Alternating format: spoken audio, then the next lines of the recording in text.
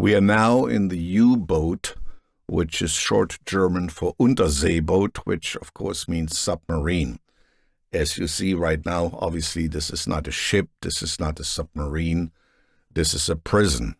However, it gives you this creepy, confined, dark feeling of a submarine, and that's why the prisoners started calling this.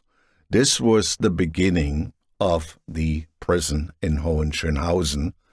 It started early in 1946 because this had been a factory, and then later on in the last days of World War II, a giant kitchen feeding all the hungry that were bombed out and didn't have kitchens of their own anymore. However, when the Red Army of the Soviets got to Berlin, they found this, and they realized, oh, with just a few steel doors and a few additional walls, we can easily turn this into a prison, and that's what they did. And from the start, it was a prison for political prisoners, which meant in the beginning it was a prison for Nazis, and you could say they probably deserved it to be incarcerated, interrogated. But pretty soon it also became a prison for all kinds of people. Because remember, this was the time when Joseph Stalin still ruled in the Soviet Union, and his policies and his ideologies also ruled in East Germany. So you could be a firm communist and still end up here. And the conditions here were terrible.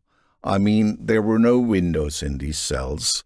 The hygiene was reduced to a little green bucket where, I say the word, all the prisoners had to shit in. There was no running water. There was no air conditioning. In many of them, there wasn't even heating. The conditions there were beyond belief. And depending on the size of the cell, sometimes there were up to half a dozen or 8 or 10 prisoners in one of these cells, cramped together, and nobody cared whatever became of them. What became of them was, though, they were being interrogated.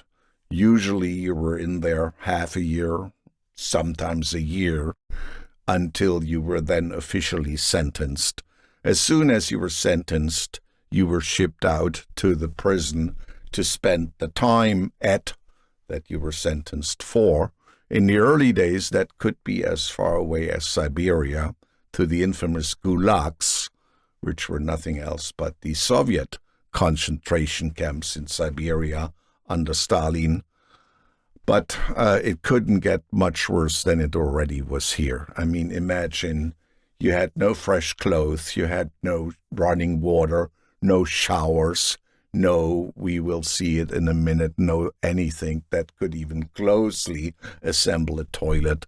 I mean, if you had 10 people in one cell shitting in the same green bucket, you can imagine how that smells and how the hygiene conditions were there. It was just beyond belief and inhumane what happened to people there. It got a little better when the East German Stasi, which was founded in 1950, took it over in the beginning of the 1950s. Just a little better, but it still was the same old U-boat. And that only came out of existence in the early 60s, because by the end of 1960, the new part of the prison was finally finished, and then step by step, they eased operations out from down here, from the U-boat, to the new part of the prison. And this stopped being the reality of Hohenschönhausen. There you see the toilet that I mentioned. That's a bet, if you want to call it that.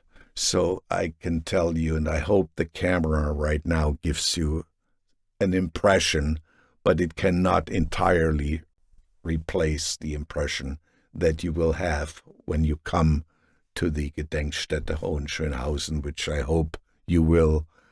And when you walk through there in person, it really gives you the creeps. And the nickname U-boat, submarine is even an understatement. This is about as bad as it gets. And don't think there were only men there. No, there were young people there. There were kids there as young as 12. There were women there, and none of them had any special treatment. No, they treated women just as badly as they treated men.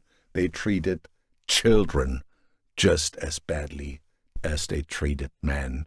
So, if that's what communism, I usually say on my tours, I have sympathies for philosophy. I even think the communist philosophy is an interesting one. But the methods they used, and which you're seeing today, they were wrong. Many of them were wrong. And if I have a philosophy that initially made some sense, if I have to use methods like you're seeing right now, then I need to revisit the issue and think about, is this right or is this wrong? I think many of what you're seeing today and what you're seeing right here was wrong. It was just wrong.